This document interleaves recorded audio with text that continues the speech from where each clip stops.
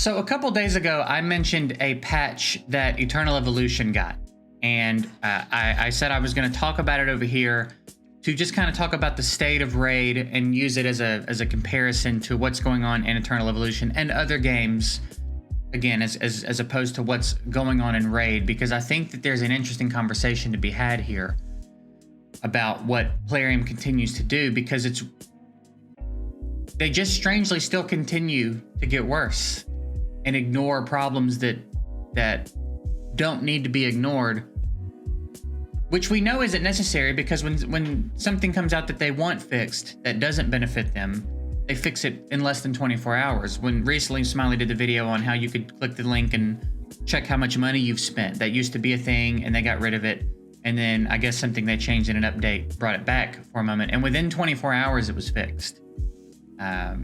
So we know they can get feedback or become aware of something and make changes to fix it quickly. You know, when Nogdar was busted, we know it can be done.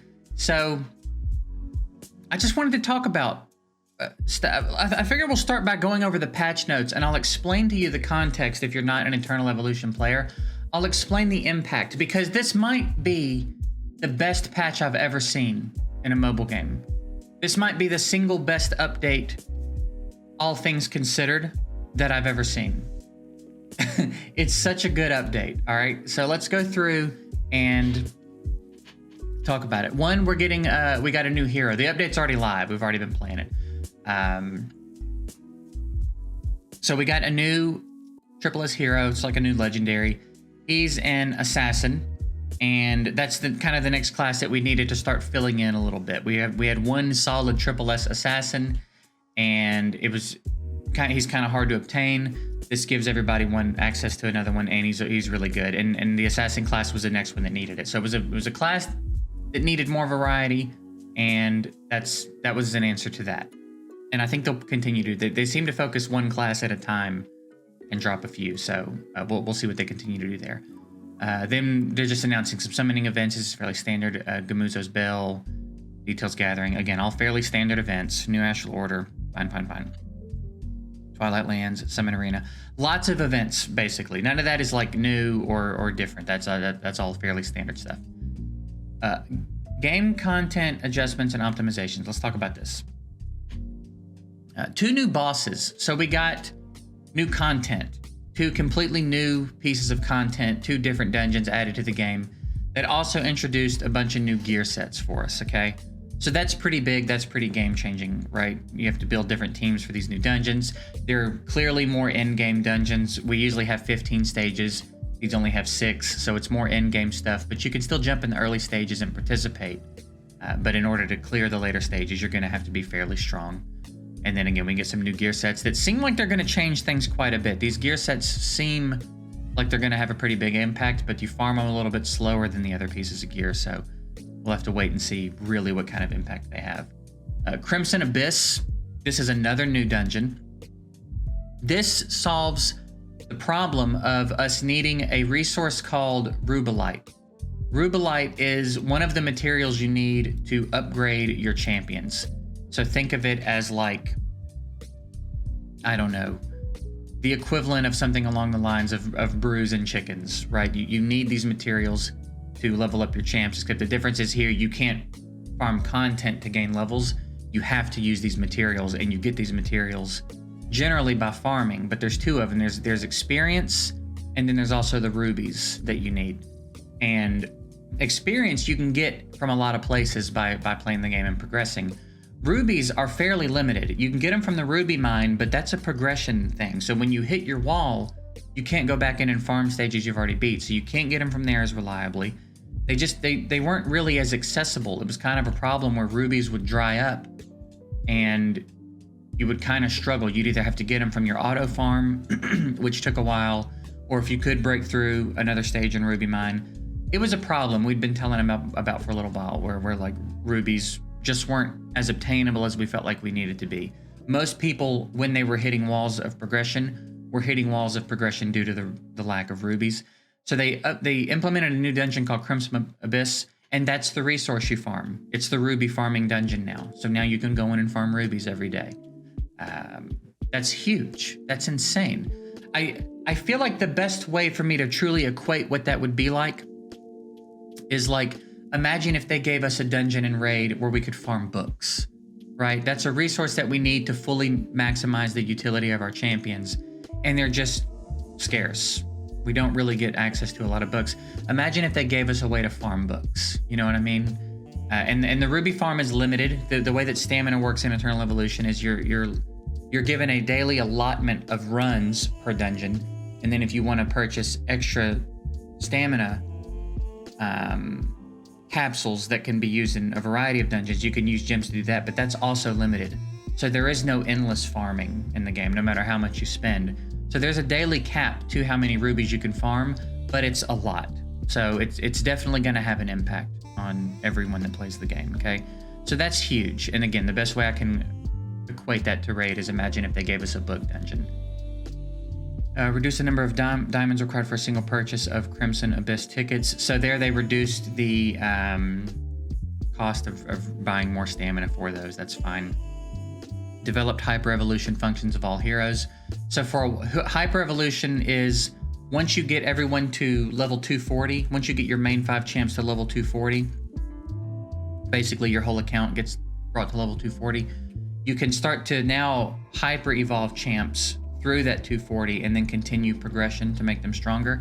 There was only a handful of champs this was possible for prior to this update, and now it applies to every champion in the game. You can now hyper evolve every champion in the game. Again, quite a big deal. Added a new prototype. They do that from time to time. That's fair, that's fine. One tap sweep function to Wasteland. This was the last big time sink issue that we'd been mentioning to them. They let you sweep a lot of stuff in this game, and Wasteland was one that everyone just felt was tedious. It's not really that interesting. You do need to do it every day because the resources you get from it are very valuable, but it's just kind of a time sink. And if you really focus it, you can skip each battle individually. If you really focus it, you can probably clear it in 6 or 7 minutes every day. But it just became tedious and kind of annoying, and we were like, there's really no reason not to let us skip this. That's what this is. They let us, they added a one-tap sweep. Now you can clear all three stages of Wasteland in one click. The best way I can equate this to Raid would be like, imagine if they let us start sweeping faction wars every day. So you didn't actually have to go in and do your faction wars run. You could just go in and click and autocomplete. Again, that's a huge quality of life update. A new commander, again, they do that from time to time. New benefit, that's fine.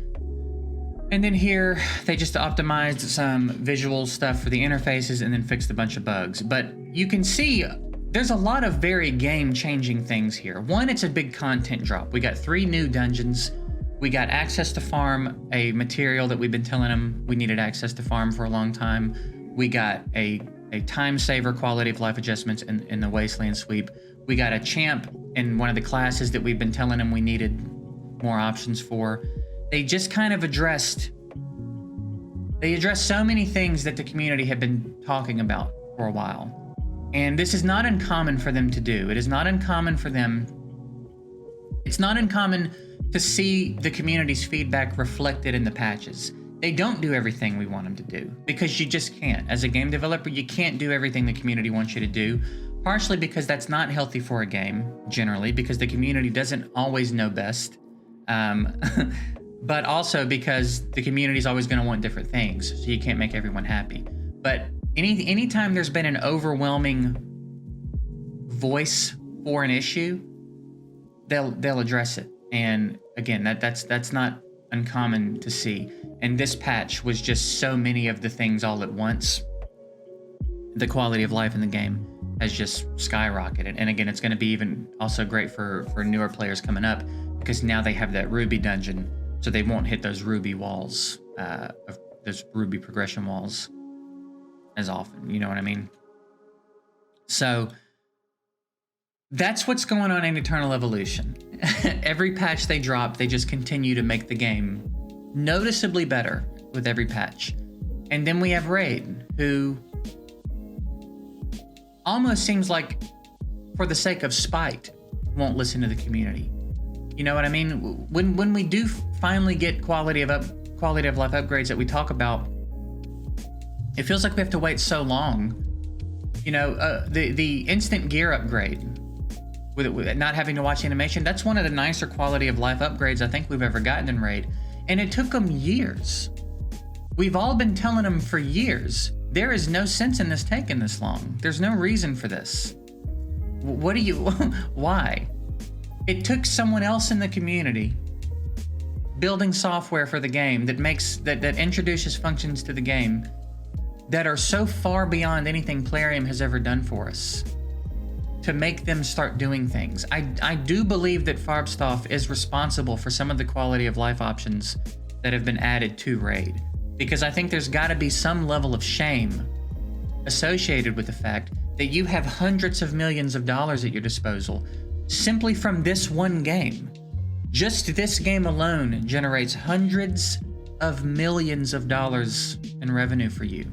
And someone in your player base, in their free time, for free, is making software that is giving players quality of life access that blows you out of the water. It's not even close. There are so many people that will not play this game without RSL Helper anymore. When RSL Helper goes down, they just like check out until it gets an update. You know what I mean? Like when Raid updates and we're waiting on the update, there are so many people that won't fuck with Raid anymore without RSL Helper. That's a problem. That means you haven't listened. You know what I mean? There are so many people that would pay for RSL Helper happily. It is not a matter of like not wanting to give money away. Clearly. It's just people are so sick of Plarium always doing the wrong thing. And even when you tiptoe around the right thing, you do so many wrong things associated with it that you might as well have not have done the right thing. You know what I mean? People are just so burnt out with Plarium. People are still leaving Raid every day. Still get those comments every day. And it's not like Raid is just a shit game. I always feel like I need to make this clarification. It's not like there's not likable things about Raid. But it's just, I don't know, man. It feels like they're falling behind in more ways than just the like quality of life. It seems like they're about to start getting left, because I've been saying for a while, and we're really starting to see it happen now.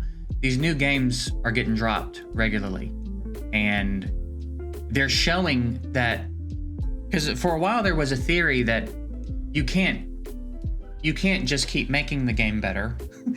I've heard that theory. You can't just always do good things because that'll make people get bored. I don't know what the theory is, but there's other games aside from Eternal Evolution showing that that's not the case. You actually can listen to your players and have changes that they recommend reflected in the patch notes and have everybody not get bored or not spend money. That's another one that like maybe you have to strong arm players into spending money. And yeah, Raid makes more money than a lot of other games. I would be very interested to know what their ratio is to advertising and income though. I think I heard somewhere that their ad budget is $10 million a month. I don't know how true that is.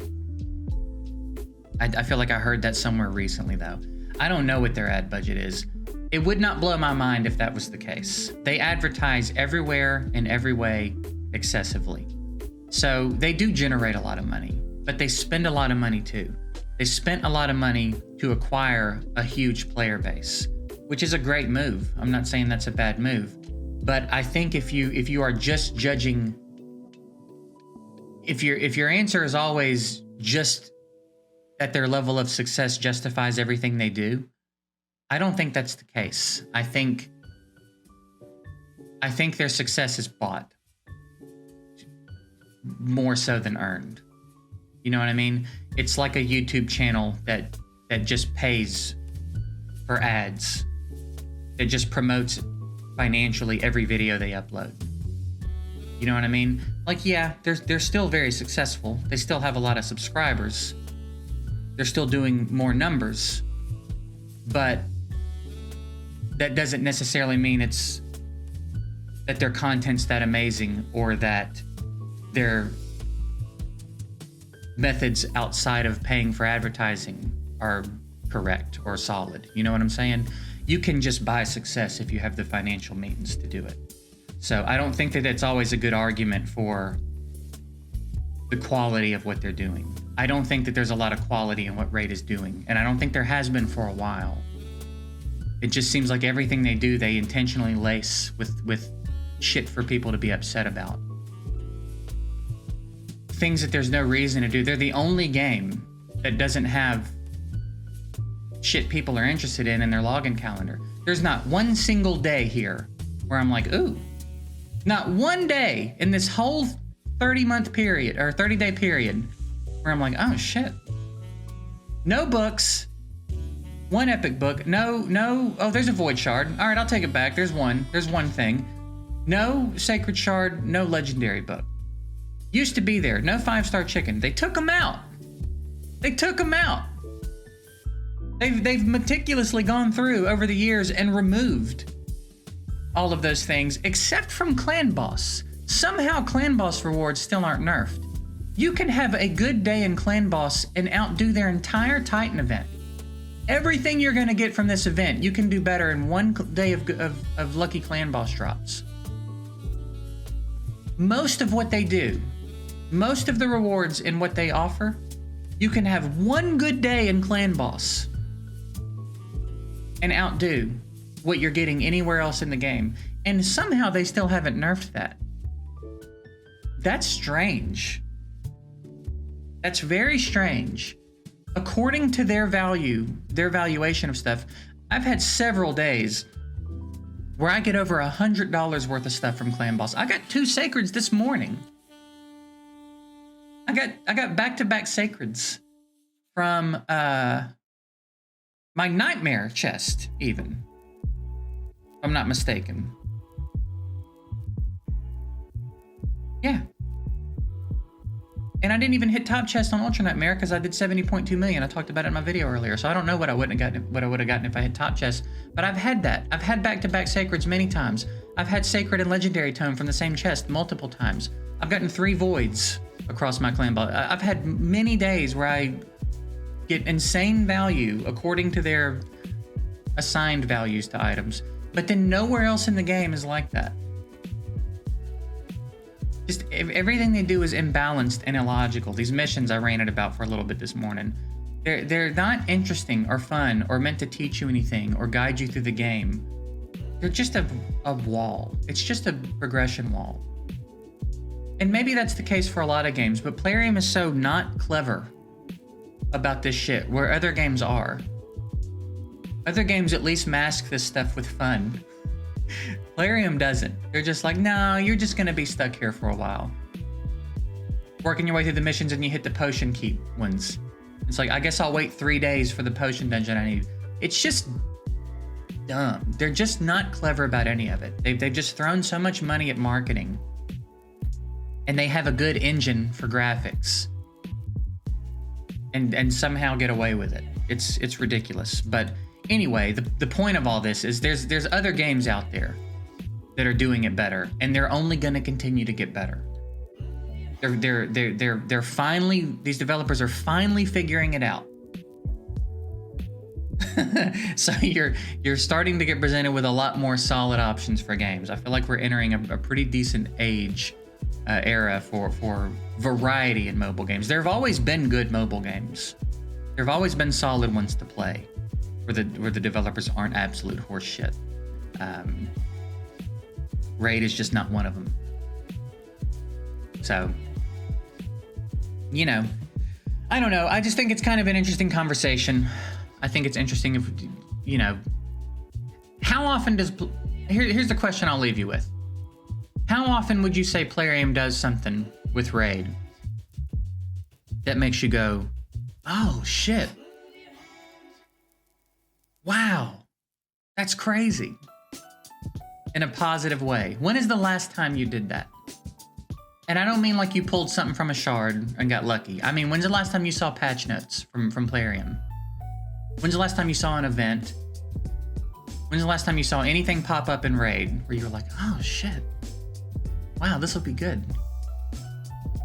Because it happens for me in Eternal Evolution at least once a week. At least once a week they do somewhere I'm like, fuck, that's crazy good. The Valentine's Day event. They had promo codes every single day that event was live. Valuable promo codes. For all the players, not just the new one. Not just the new players. So I don't know, the vibe is just so different in Eternal Evolution, man. I'm having such a good time there. They so clearly value their player base. They so clearly appreciate that people play their game. You see it in the compensation for downtime. You see it in the events. You see it in the promo codes. You see it in the quality of life updates. You see it in the fixes and the adjustments, and they love the game. I think they love their game. They play their game, and I think they really appreciate that people play their game and love their game. It's just such a different vibe. Every morning when I switch from Raid to Eternal Evolution, the whole demeanor changes, man. It's crazy. So anyway, that's it. Eternal Evolution will be linked below. If you haven't checked it out and you want to check it out yet, it is a link. That is my link. That will benefit me a little bit if you want to check it out and you haven't, and you use my link. Or if you don't want to use my link, then just go download it. You know what I mean? I do think you should play the game if you haven't played it yet, though. Even if you think you don't like the genre, even if you see that it's an auto battler and you're like, I haven't liked those in the past, this one stands out to me from other auto battlers. I've tried other auto battlers in the past. Cross Summoner R, AFK Arena, some of them that I really liked for like 2 weeks, and then I'm bored because there's nothing unique from one account to another. Everybody's got to do the exact same things. That's not the case here. 1, every champ is viable. 2, there's gear sets, gearing that's more akin to something like Raid that I don't see in auto battlers a lot. There's a lot of things that make this one stand out. So if you haven't checked it out yet, I do think you should check it out. If you want to support me, then use my link below. If you don't, then just go check it out or go use someone else's link. But I think it's worth seeing. I always say that when I talk about it in comparison to Raid. I think it's worth experiencing just to see what it's like if Raid's the only game you play. It's not a bad idea to see what the vibe is in another game where the developers are doing mostly the right things. You know what I'm saying? So that's it. We're gonna wrap this one up here. I would be interested to know what other games you guys are playing. If it's Eternal Evolution and you want to talk about Eternal Evolution, I would love to hear your thoughts on it. But if Raid's not the only game you play, talk to me about some other games you're playing. Same genre or not, and just how you feel about what the developers are doing, how the community feels, what the vibe is like in comparison to Raid. Because nearly everyone I talk to about Raid, a lot of the comments on my videos, a lot of the conversation in my Discord, it's always laced with sarcasm at best. If it's not flat out frustration and aggravation, it's always laced with sarcasm. I see very little genuine joy associated with Raid, right? At best, it's sarcasm. So I would be interested to know what else you guys are playing and how you feel about it and how people generally feel about it and what kinds of things they're doing that you would like to see Plarium start to do. Just all of that. Just talk to me about some other games you're playing. All right, that's basically just it. So I'm getting out of here. Appreciate you guys watching. Very interested to read the comments on this one, and we'll see you.